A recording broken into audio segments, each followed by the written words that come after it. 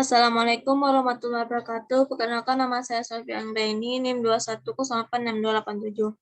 Baiklah, saya akan mempresentasikan hasil kerja saya, yaitu tentang konsep dasar, mekanisme, kontraksi jantung, dan peredaran darah.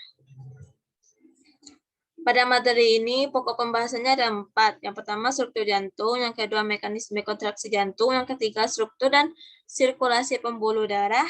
Dan yang keempat, imunitas tubuh. Baiklah, kita akan membahas yang pertama, yaitu struktur jantung. Dari pengertiannya adalah jantung adalah sebuah rongga organ berotot yang memompa darah lewat pembuluh darah oleh kontraksi berirama yang dilakukan secara berulang. Dengan kata lain, jantung adalah salah satu organ manusia yang berperan dalam sistem peredaran darah. Jantung sendiri terletak di antara rongga dada sebelah kiri antara paru-paru kanan dan paru-paru kiri. Fungsi jantung. Jantung berfungsi memompa darah ke seluruh tubuh, di mana pada saat memompa jantung, otot-otot jantung akan bergerak. Selanjutnya, struktur jantung pada manusia. Dalam struktur jantung pada manusia terdapat sistem kardiovaskuler, yang merupakan sistem yang memberi fasilitas proses pengangkutan berbagai substansi ke sel-sel tubuh.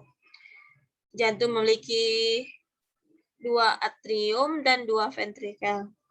Bentuk dan ukuran jantung berbentuk kerucut dengan ukurannya yaitu panjang 12 cm, lebar 8-9 cm, tebalnya sekitar 6 cm, dan beratnya 7-15 ons atau 200-425 gram.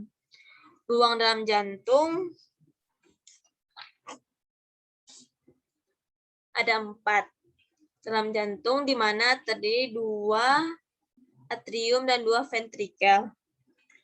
Pada orang awam, atrium dikenal dengan serambi dan ventrikel dikenal dengan bilik. Katup-katup jantung.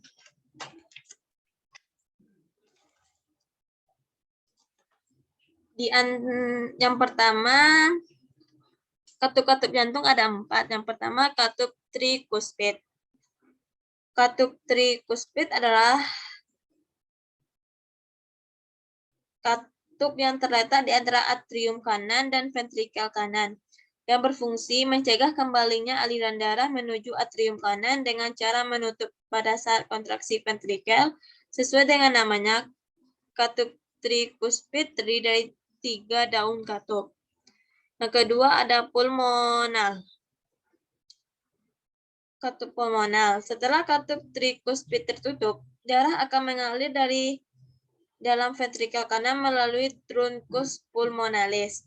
Truncus pulmonalis bercabang menjadi arteri pulmonalis kanan dan kiri, yang akan berhubungan dengan jaringan paru kanan dan kiri.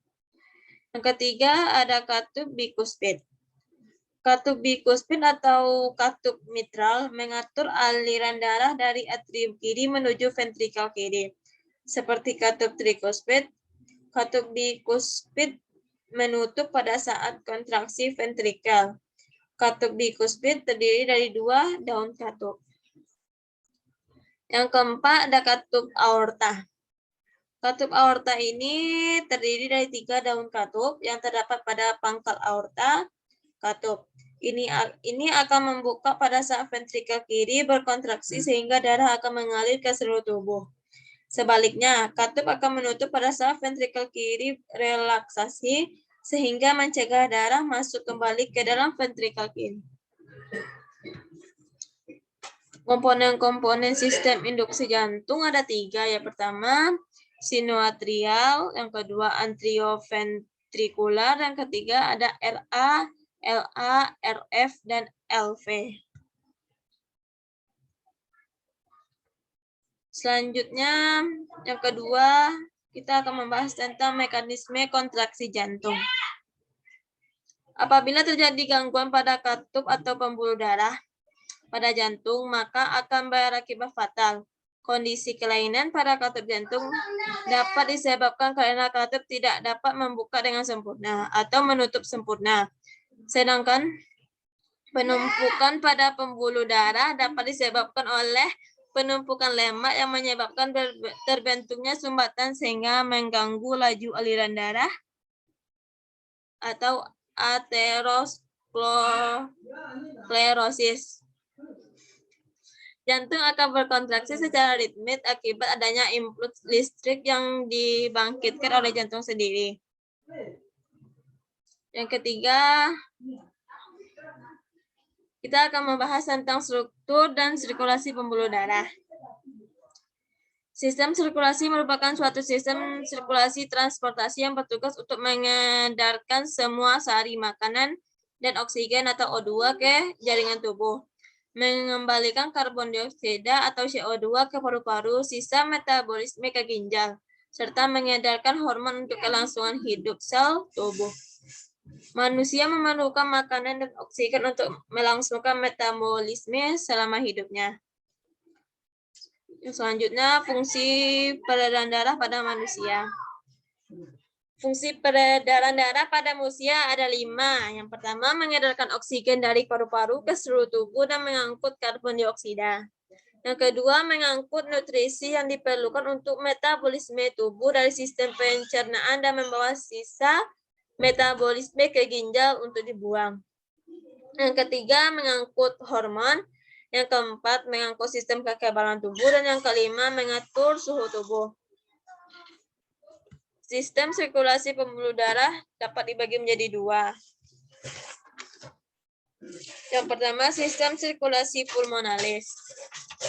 Sistem sirkulasi pulmonalis adalah darah yang kaya karbon dioksida mengalir dari ventrikel kanan jantung menuju ke paru-paru melalui arteri pulmonalis. Kemudian, darah yang kaya oksigen akan kembali menuju ke atrium kiri atau jantung melalui vena pulmonalis. Yang kedua ada sistem sirkulasi sistematik. Sistem sirkulasi sistematik yaitu darah yang kaya oksigen dan mengalir dari ventrikel kiri jantung ke seluruh tubuh, kecuali paru-paru melalui aorta. Kemudian, darah yang kaya karbon dioksida akan kembali dari seluruh tubuh menuju atrium kanan jantung melalui vena superior dan vena cava inferior. Yang selanjutnya ada organ sirkulasi. Organ sirkulasi terbagi menjadi 2 bagian. Yang pertama darah, sedangkan darah terdiri dari 2 bagian utamanya. Yang pertama ada plasma darah, yaitu berbentuk cair. Plasma darah terdiri atas zat, air, dan ion yang terlarut di dalamnya. Yang kedua ada sel yang berbentuk padat. Sel terdiri dari sel darah merah, sel darah putih, dan keping darah. Yang kedua ada alat-alat peredaran darah, yaitu